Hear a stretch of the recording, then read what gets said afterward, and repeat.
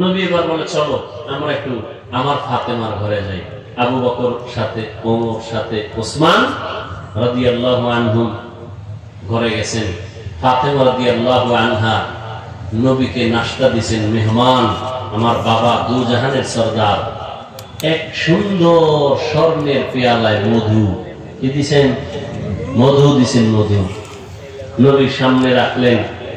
নবী নজর দিয়ে তাকায় দেখে সুন্দর পেয়ালায় সুন্দর মধুর মাঝে তা চিকন কালো এভাবে পড়ে আছে। কি বলে না কেন? চুল। নবী দীর্ঘ টাইম তাকায় রাখলেন। এবার নবী খোলাফায়ে রাশিদিনকে বলেন, আপনারা কিছু টের পাইছেন নি? আবু বকর বলেন, ইয়া রাসূলুল্লাহ, টের পাইছি। কি পাইছেন? সুন্দর পেয়ালায় সুন্দর মধুর মাঝে কি কথা বলে? কালো চুল পাইছি। এই মা বোনেরা ভালো করে শুনেন, কালো চুল পেস। ওমর দেখছেন নি? কয়ে দেখলাম। ওসমান দেখছেন নি? কয়ে দেখলাম। মন্তব্য করেন তের উপরে। আবু বকর কয় আমি করি। রাসূল বলেন করেন। ইয়া রাসূলুল্লাহ, মানুষের ভেতর একটা দিল আছে। দিল আছে না নাই? দিলটা হলো স্বর্ণের পেয়ালার মতো সুন্দর, আর এই কলমের ভিতরে ঈমানের নূর হলো মধুর মতো মিষ্টি। আর ঈমান অনুযায়ী আমল করা হলো চুলের মতো চিকন কঠিন। মন্তব্যটা কেমন হইল? কথা হয় না। এবার আবু বকর মন্তব্য করছে, ওমর কি বাদ যাবে? কথা হয় না। ওমরে ফারুক বলেন, ইয়া রাসূলুল্লাহ, আমিও কি করব নি মন্তব্য? করেন। ওমর বলেন, রাষ্ট্র ক্ষমতাটা স্বর্ণের পেয়ালার মতো চমকদার, অনেক সুন্দর, এবং মানুষের হুকুম দিয়ে পরিচালনা করাটা এটা মধুর মতো মিষ্টি, কিন্তু ইনসাফ ঠিক রাখা চুলের মতো কঠিন। কি রাষ্ট্র চালানো খুব মজা না?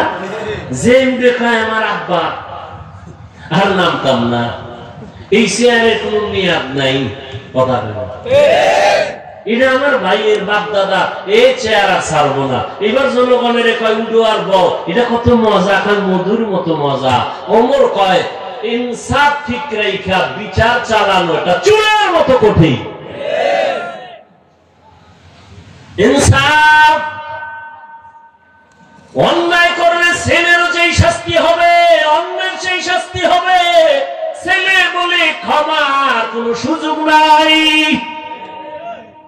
অন্যায়কে অন্যায় বলতে হবে, অপরাধীকে অপরাধী সাব্যস্ত করে বিচারের আওতায় নিতে হবে।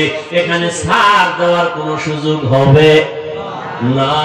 ওমর যখন মন্তব্য করলেন, কেমন হইল?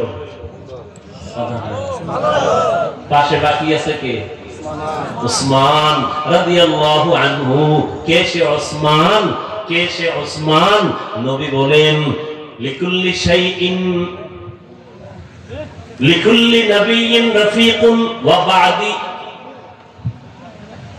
লিকুল্লি নাবিয়্যিন রাফীকুন ওয়া ফিল জান্নাতি ওয়া বা'দি ফিল জান্নাতি উসমানা। সমস্ত নবীদের একজন জান্নাতে বন্ধু হবে, আমি মুহাম্মদের বন্ধু হবে জান্নাতে আমার ওসমান। সুবহানাল্লাহ। নবীজি কয় মেয়ে জানেননি? 4জন। কথা বলেন। কয় ছেলে? ছেলে নেই। আপনারা মেয়ে হইলে বেজা, ছেলে হইলে খুশি। বিপদ বিষয় কি? একটা বাবাও কি ছেলে দিয়া আরামে আছে? রাত পোহাইলে ঘুম নষ্ট, রাতে ঘুম নাই, ছেলে যন্ত্রণা, এই সমস্যা ওই সমস্যা। অথচ ছেলে হইলে বাবা খুশি, মেয়ে হলে বেজার। আমার নবী বলেন, আমি 4 কন্যার বাবা, আমার একটা ছেলেও নাই। যে একটা কন্যা পাইছো, একটা জান্নাতের মালিক। উসমান হলেন নবীর আরো আদরে। 2 জন মেয়েকে বিবাহ দিচ্ছেন নবীজি উসমানের হাতে। উসমান মন্তব্য করেন, ইয়া রাসূলুল্লাহ, আমার কাছে মনে হয় এই স্বর্ণের পেয়ালার মতো চমকদার হলো আল্লাহর দেওয়া ইলম। আল্লাহর দেওয়া ইলম, কোরআন হাদিসের ইলমে ওহী। আর অর্জন করা মধুর মতো মিষ্টি, মধুর মতো মিষ্টি, মধুর সাথে তুলনা দিলেন। আর ইলম অনুযায়ী আমল করা চুলের মতো বড় কঠিন। বাকি রইল কে? আলী। আলী করবে না? ইয়া রাসূলুল্লাহ আমাকে সুযোগ দিবেন নি? করেন। হযরত আলী বলেন, ইয়া রাসূলুল্লাহ এটা দেখা আমার মনে মন্তব্য আসলো, আমার ঘরে আপনারা মেহমান, আপনি মেহমান, আবু বকর মেহমান, ওমর মেহমান।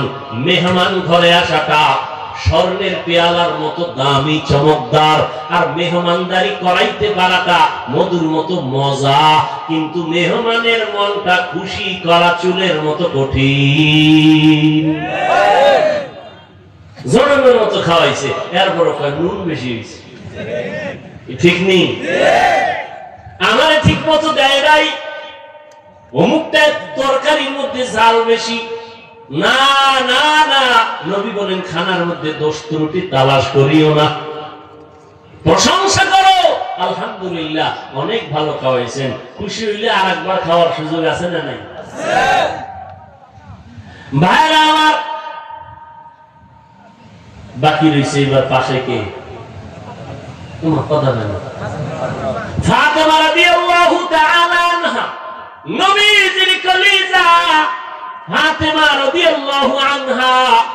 আব্বা জান, এত সুন্দর একটা মজলিস, আপনি আমারে কত আদর করেন, আমি কি একটু শরীক হব না? মন্তব্য করে বলে, করো মা। ফাতেমা রাদিয়াল্লাহু আনহা মন্তব্য করতেছেন। ও পর্দার আড়ালের আম্মা জানেরা, ভালো করে মনে রাখেন। ফাতেমা রাদিয়াল্লাহু আনহা বলেন, ইয়া রাসূলুল্লাহ এই মন্তব্য থেকে আমারও মন্তব্য আছে ভিন্ন। বলে কি? বলে নারীদের জন্য লজ্জা, হায়া স্বর্ণের পেয়ালার মতো দামি, চমৎকার, চেহারাটা হলো মধুর মতো মিষ্টি, বেগানার নজর থেকে বেঁচে থাকা চুলের মতো বড় কঠিন। বেগানার নজর থেকে চেহারাটাকে হেফাজতে রাখা সহজ না কঠিন? বড় কঠিন। একটা মানুষের চেহারাই হলো মূল আকর্ষণ, আর এদের যদি খোলা রাখে কি আর আকর্ষণ থাকে? আর আকর্ষণ থাকে না। এই জন্য বিবাহের পাত্রী দেখতে গেলে চেহারা দেখে না, এটা আকর্ষণ। আল্লাহ কুদরতি ভাবে এটাকে বানায় দিয়ে দিচ্ছেন, আকর্ষণ লাগে। ফাতেমা রাদিয়াল্লাহু আনহা মন্তব্য করলেন, এর মধ্যে মজা লাগে গেছে, এত সুন্দর মজলিসটা, নবীজি যেখানে হাজির, খুব মজা হইতেছে। আল্লাহরে জিবরাইল কয়, আল্লাহ আমার একটু অনুমতি দিবেন নি, আমি যাই? হ্যাঁ, আমার একটু মজা লাগে, আল্লাহ অনুমতি দিবেন নি? জিবরাইল কয়, যাও। আল্লাহ কয়, চলে যাও। জিবরাইল রহমতের নবীর দরবারে এসে হাজির, সালাম।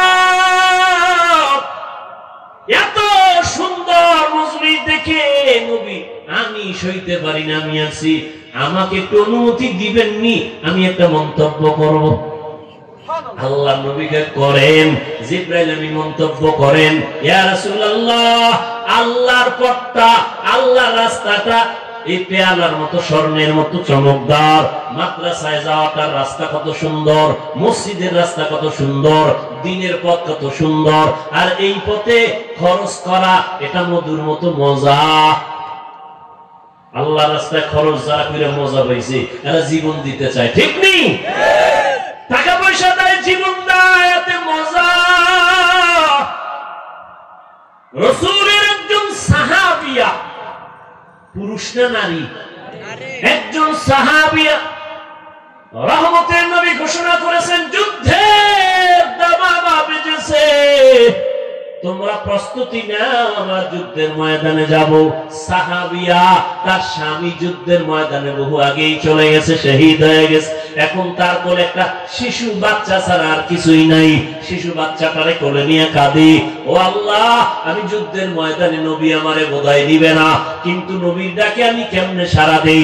বাচ্চাটারে কোলে নিয়া সাহাবিয়া নবীর সাহাবিয়া মহিলা নবীর দরবারে হাজির হইয়া বলেন, ইয়া রাসূলুল্লাহ, আমার বাচ্চাটা আমি যুদ্ধের ময়দানে অক্ষ করে দিলাম, আমার স্বামী তো আগেই চলে গেছেন, আমাকে নিলে তো খুশি, বাচ্চাটা দিয়ে দিলাম।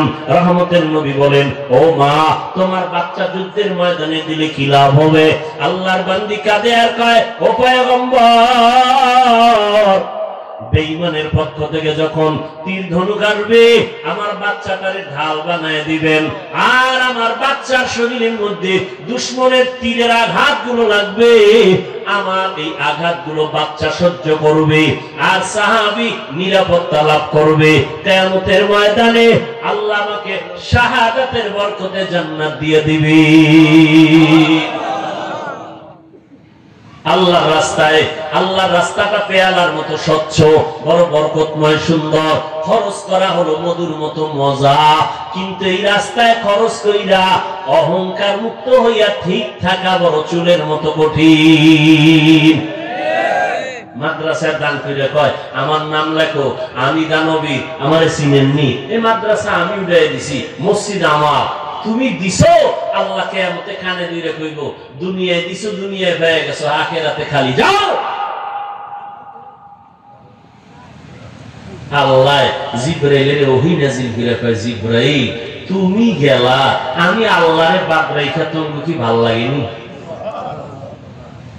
আমারও অন্তর চাইতেছে, কুদরতি অন্তর, আমি একটা রহমতের নবীর সাথে সাথে একটা মন্তব্য করি মধু দিয়া। এবার কয়, আল্লাহ করেন। ও জিবরাইল, নবীরে জানায় দাও।